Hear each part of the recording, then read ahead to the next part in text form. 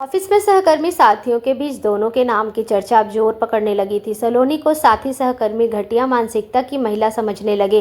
दो बच्चों की मां सलोनी अपनी सुखी विवाहित जीवन में खुद आग लगा रही थी। महिला साथी सहकर्मी कनखियों से उसे आता हुआ देखकर एक व्यंग भरी मुस्कुराहट जब उसकी ओर फेंकती तो सलोनी मन ही मन जल भुन जाती। साथी सहकर्मियों के द्विअर्थी संवादों से लिपटे जुमले उसके कानों में पिघले शीशे की मानिंद गूंजन लगती।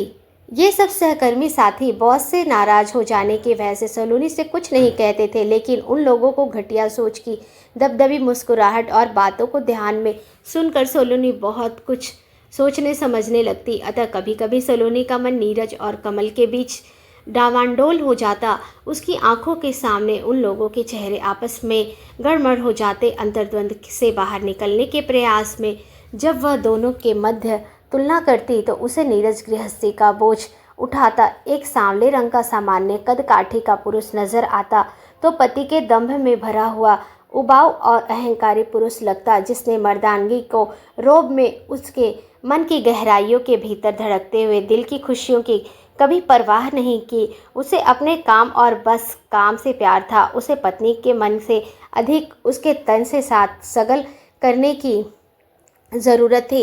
वही कमल सलोनी के मन में दबी छिपी अनेक सतहों को पार करता हुआ अब उसके दिल पर करार बन गया था। स्वच्छंद प्रकृति का भंवरे सरीखा कमल गुनगुन करता उसके आसपास मंडराता रहता। वह गुलाब के फूल सरीखा हमेशा तरोताज़ा और खिलखिला रहता। अपनी सुंदरता की सारी खुशबू उसकी ओर एक मुस्कान की ताखीर लुटाना चाहता था। उसकी मनमोहक बातें सुनकर उसका मन छलकने लगा। कमल उसके सौंदर्य से रस में गढ़कर कमल ऐसी शायरी सुनाता कि सलोनी का मन निहाल हो जाता था, दिल जान के निखार हो जाता था। वह भी उसके सीने से लिपटकर हंसना रोना चाहती थी। कमल उसकी शादीशुदा जिंदगी के बारे में सब जानता था, अतः उसके दोनों के बीच की मर्यादा रेखा को पार करने के बारे में कभी कोई चर्चा नहीं की थी। वह सलोनी के जीवन के सुख दुख भरे पलों की उलझनों को सुलझाते हुए अपने मनमोहक लच्छेदार बातों से उसे कुछ पलों के लिए हर्ष और उल्लास से भरी लोक जैसे सुखद कल्पना लोक में पहुंचा देता था। सलोनी को पूरी तरह अपने प्रेमवास के जाल में फंसाकर अब कमल उससे शारीरिक नज़दीकियां बढ़ाने का प्रयास करने लगा। आज उसने सलोनी के साथ शहर से दूर 3 दिन का टूर कार्यक्रम बनाने का प्रस्ताव रखा। कमल ने टूर कार्यक्रम के पीछे छिपी शारीरिक सुख प्रस्ताव की भावना जानकर सलोनी जैसे सोते से जागी। आज कमल के दोहरे व्यक्तित्व से उसका सामना हुआ। कमल के सुखद मुस्कान भरे सुंदर चेहरे के पीछे छिपी कुत्सित मानसिकता से आज वह बहुत असहज हो उठी। हो सकता है क्या कमल की सोच भी अन्य मर्दों की जैसी है। कमला को तो उसके साथ ही उत्पन्न मानसिकता सुख नहीं चाहिए, वरन उसे भी उससे शारीरिक संबंध का इस्तेमाल चाहिए। इस दुनिया में औरत और मर्द का रिश्ता केवल शरीर तक ही सीमित क्यों होता है। एक अच्छा साथी पुरुष महिला मित्र के लिए शरीर की ज़रूरतों से ऊपर उठकर मन की भावनाओं के अनुरूप सामंजस्य क्यों नहीं रख सकता।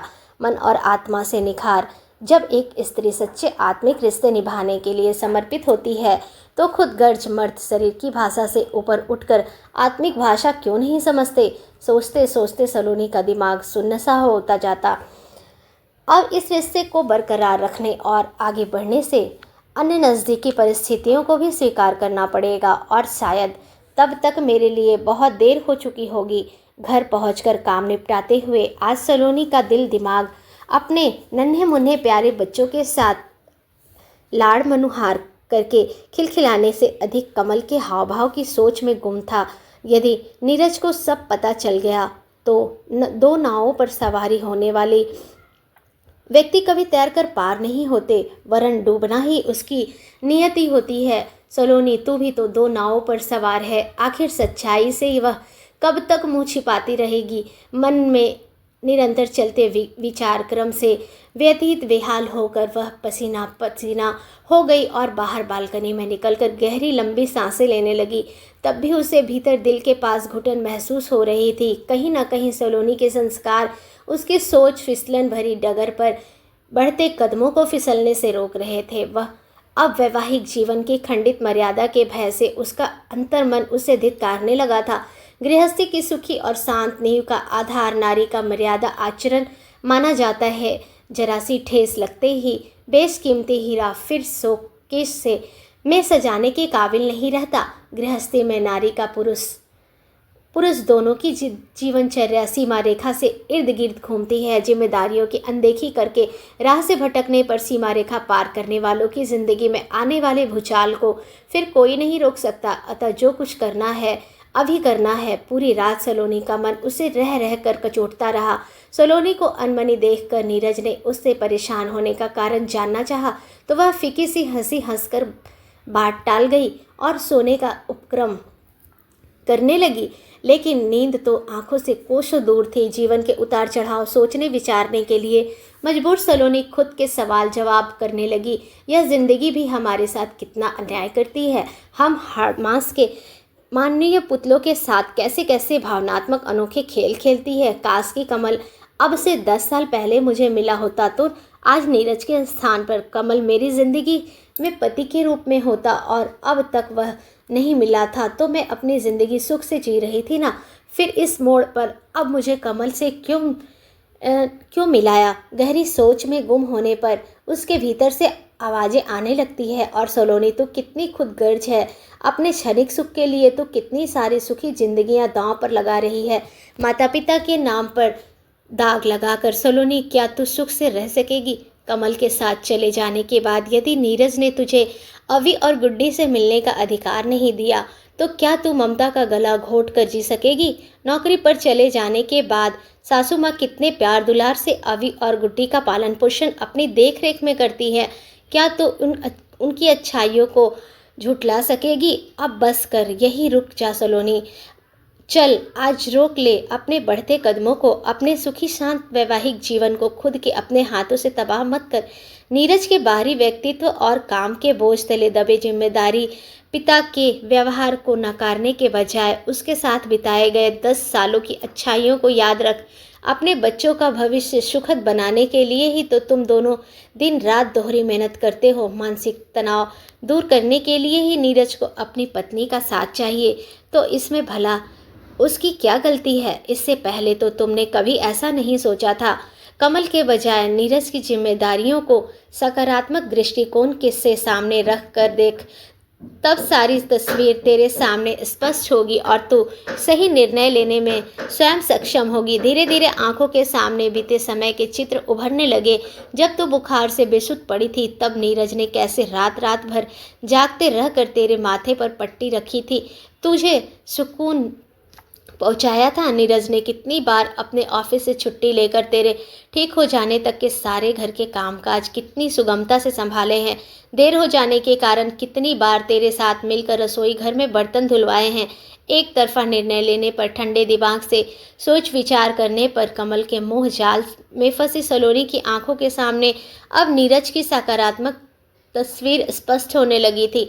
मन ही मन जीवन में आने वाले पलों का निर्णय लेकर आज उसका मन असीम शांति का अनुभव कर रहा था। सुबह सवेरे सुखद भोर का एहसास करते हुए सलोनी मीठी सी अंगड़ाई लेकर उठ खड़ी हुई। शीघ्रता से नहा धोकर उसने बच्चों और पति का मनपसंद नाश्ता तैयार किया। दोनों बच्चों को उठाकर लाड़ दुलार से दूध पिलाया। नन्हा अवि माँ के आंचल की गर्माहट पाकर जल्द ही उनिंदा हो गया। उसने उसे माजी के पास लिटाया और तत्पश्चात माजी और नीरज को नाश्ता देकर 2-4 सामान्य बातें करने के बाद वह ऑफिस के लिए निकल गई। ऑफिस में पहुंचकर सलोनी कई दिनों से पेंडिंग पड़ा काम निपटाने लगी। समय के पाबंद कमल के कैबिन में पहुंचकर आगे जाने के बाद हाथों में फाइल थामे दम साधे वह उसके पीछे पीछे बॉस के कैबिन में पहुंच गई। सलोनी को सामने खड़े देखकर कमल ने मुस्कुराते हुए उसके कल के प्रस्ताव का विचार विमर्श करने के विषय में पूछा। तुरंत ही फाइल खोलकर सलोनी ने करीने से रखी एक लिफाफा कमल के सामने रखते हुए बोली, कमल यह मेरा इस्तीफा है, प्लीज़ इसे स्वीकार करो। मुझे यह नौकरी छोड़ने की इजाज़त दे दो। सलोनी, क्या है ये सब? कमल ने हैरत से पूछा। अचानक अप्रत्याशित स्थिति का सामना करते हुए हकबकाए कमल का मुंह खुला का खुला रह गया। ठंडे ठहरे हुए लफ्ज़ों में सलोनी आगे बोली, क्या? कुछ नहीं कमल, यह मेरा इस्तीफ़ा है। मैं इस नौकरी से रिज़ाइन कर रही हूँ। अगर तुम्हें मेरा प्रस्ताव इतना ही बुरा लग रहा है तो कल ही साफ इनकार कर देती ना। मैंने तो तुमसे ज़बरदस्ती नहीं की थी। कमल के मन की नाराज़गी जबान से जाहिर होने लगी। अब कमल का मूड उखड़ने लगा था। इस तरह से नौकरी से रिज़ाइन करने के बारे में तुम सोच भी कैसे सकती हो? अपने घर की आर्थिक स्थिति तुम अच्छी तरह से समझती हो। हाँ, अब तक तो नहीं समझती थी, लेकिन अब बहुत कुछ अच्छी तरह से समझने लगी हूँ। और वैसे भी कमल जिस रास्ते मुझे जाना ही नहीं चाहिए, तो उसका पता पूछने से हासिल भी क्या होगा। अब यह पक्का तय कि हम दोनों के रास्ते अलग अलग हैं। हम दोनों अब आगे साथ काम नहीं कर सकते। सलोनी का बदला रूप देखकर कमल पैतरा बदलते हुए बोला, यार सलोनी, तुम जानती हो कि मैं तुम्हारी पदोन्नति के तुम्हें मैनेजिंग डायरेक्टर की सीट पर बैठा सकता हूँ। धन्यवाद।